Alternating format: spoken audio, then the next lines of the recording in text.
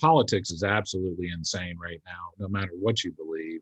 It's been a rough time with the pandemic, been a rough time with some racial unrest and stuff like this. And so what I'd like to do in our final remaining minutes, Bob, is I want to talk about your newsletter, Non-Zero, which I think is an absolutely essential read for anybody that's interested in any of these topics. But as I read your newsletter, you're basically making an effort to gently slap people on the head and say, we need to wake up. We need to stop heading the direction we're heading. We need to get rid of all this tribalism to the extent we can and go on a different path. And so let's tie the discussion we've had about the way your mind works, evolutionary psychology, things like that, into our current political climate and what your views are on how we work our way through this time period.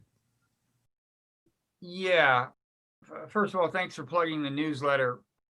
People can subscribe for free at nonzero.org. It's been in a hiatus for a few weeks, but we're about to start putting it out with more frequency within a few weeks, and I think much greater frequency probably after the election. But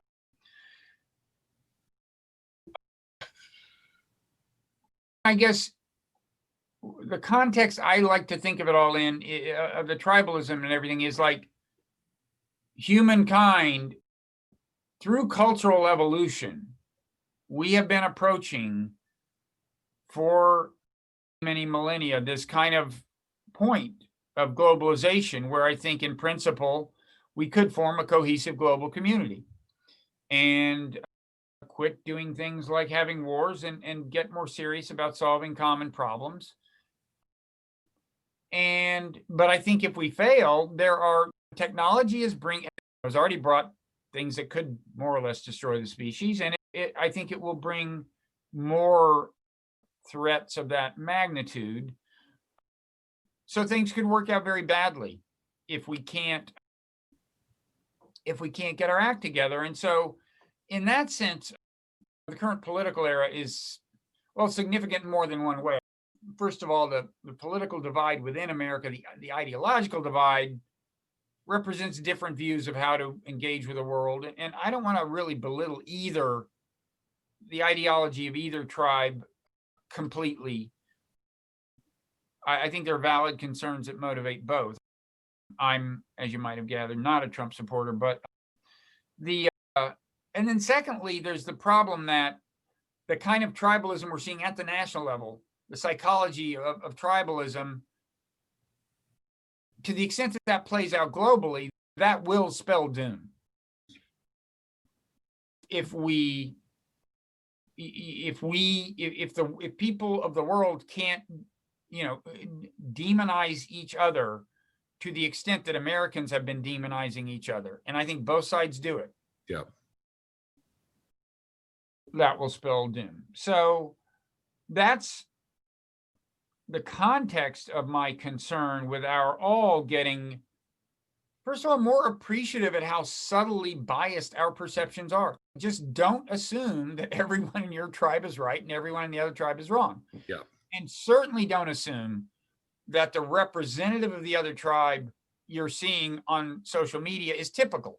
It's the opposite. What you're seeing is the worst example of behavior on the other. That's what social media brings you every day. For sure. The worst example of a person in the other tribe. Can I interject something here, Bob? Because I've been thinking about this for the past couple of months. Do you ever think about how absolutely insane it is that we have let I don't know how to put this, one person who's a Harvard dropout dictate what news billions of people say? This is absolutely and totally bizarre. Whatever your politics are, the fact that we're letting a sexually repressed college dropout decide what a billion people Zuckerberg? Yeah, or even Dorsey decide. Married, maybe more about his marital life. Well, he started Facebook so he could get chicks at Harvard. That's the bottom line. Well, that's why he started Facebook. But the point. True. Then again, according to evolutionary psychology, we all do a lot of things to mates. But But But isn't it bizarre that we've given the keys to the information that people see to 4 or 5 people in Silicon Valley and just said, "You guys decide, you girls decide." That's bizarre. well, how reluctant we are to exercise any intervention is bizarre, because to me there's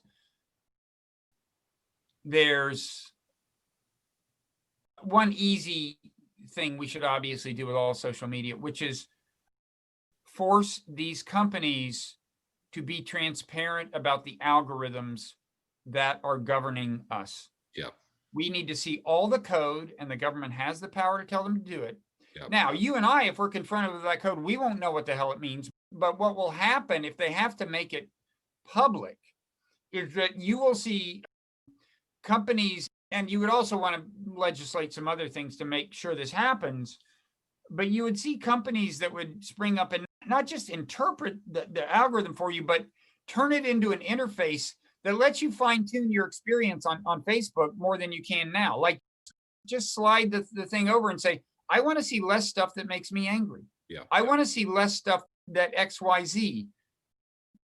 Companies would be very creative about how they did this. I'm not sure it would work, but it couldn't be worse than what we have.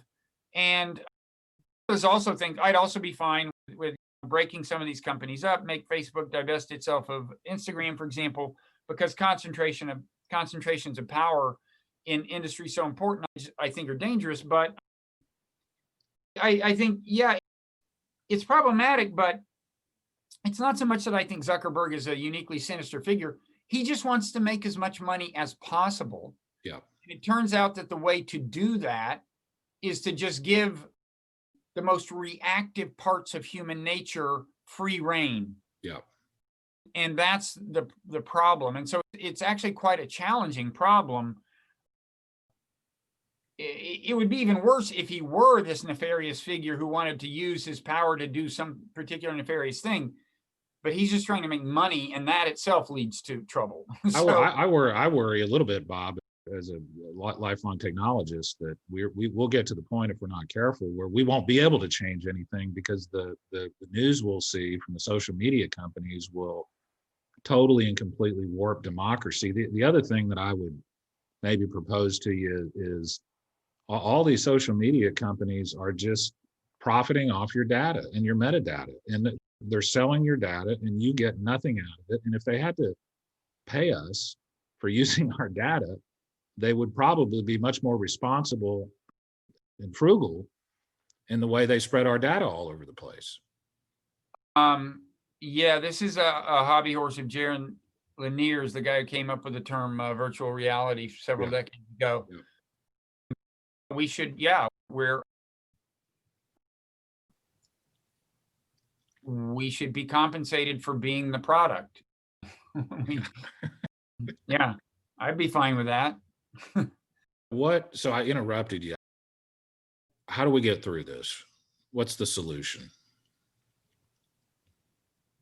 I think there are various angles you could approach it from. I do think Buddhism is one, and I think it'll be more, well, I think mindfulness meditation is one, as informed by Buddhist philosophy, but I think that'll be more effective if people realize it's not incompatible with any other spiritual tradition. You could be a Christian who does mindfulness meditation, or a Jew or a Muslim or anything else, or an atheist or an agnostic. Matter of fact, the Dalai Lama, I think, said, if you're a Christian, be the best Christian you can be. You can still meditate, but you can be a great Christian and meditate. Yeah, use Buddhism to be the best whatever you already are. And I think, just trying to convey to people, I think it's good that there's much more discussion of cognitive biases than there was 20 years ago. I still think it's hard to get people to really appreciate how pervasively influenced they are by the biases. And try to do something about it. But I'm trying to figure it out myself, and exactly how to most effectively sermonize about it. And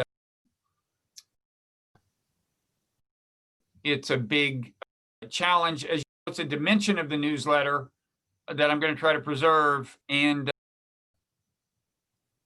it's a big challenge. But it's a good sign that people like you recognize it and you're interested in it and you're talking about it.